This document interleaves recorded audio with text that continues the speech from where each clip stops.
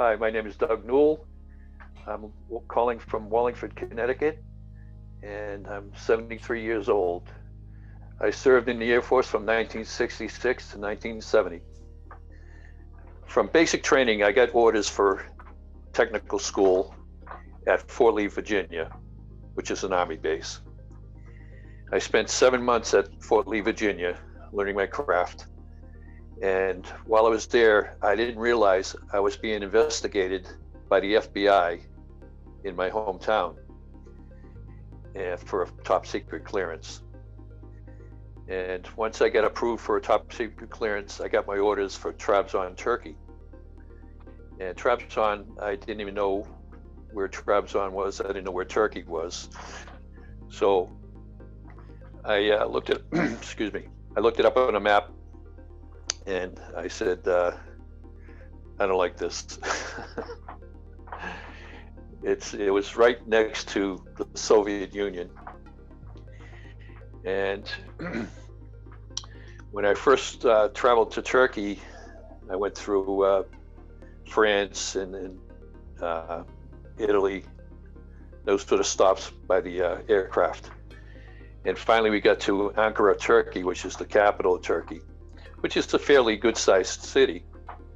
And it wasn't that bad staying in Ankara. I had to stay in Ankara for a couple of days before I could get a flight out to Trabzon. And during the time I was in Ankara, talking to other airmen, and they'd ask me, well, where you headed for? And I said, Trabzon. And they said, oh, you poor son of a, which didn't go over well with me because I didn't know what they were talking about. So flying into Trabzon is on the coast of the Black Sea. And the airport is on a little plateau on the side of a mountain. And as you're flying in, you're heading right for the plateau. And if they don't do it right, you end up in the Black Sea. So that was kind of scary.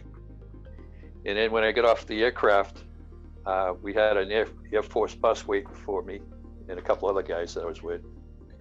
And we started traveling up through the city to the base, which is not really a base, it's a station, it's called. I didn't know what to expect. You know, like I said, I didn't know where Turkey was on the map.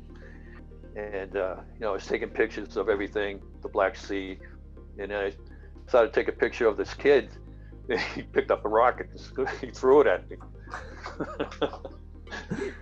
They didn't like us being there, I'll tell you the truth. They didn't like us being there. When we were over there, we had an alert where the Turkish people and the Greek people on Cyprus were fighting over Cyprus, which they did a lot back then, because they owned half the island. You know, one side was Turkish, one side was Greek.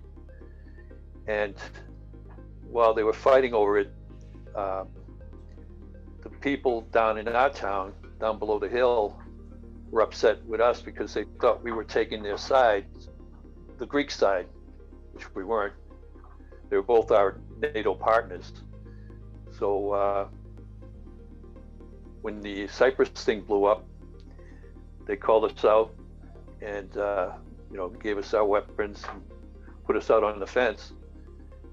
Our actual defense, the people that were supposed to defend us, were the Turkish army. And that night, it was pitch black, couldn't see anything. And you're walking along the fence and you're just worrying about someone sneaking up the hill and taking shots at you. But during the whole night, I didn't see one Turkish soldier that night. So luckily, nothing happened. Down in the town, you could hear the loudspeakers yelling and screaming that, you know, they're going to come up and take care of us. But luckily, nothing happened. And they finally, Washington sent over some people over to Cyprus to take care of the problem. So that was taken care of. You know, the things that I did in Turkey, you know, it kind of helped the war effort, I guess, but it wasn't pleasant to be over there.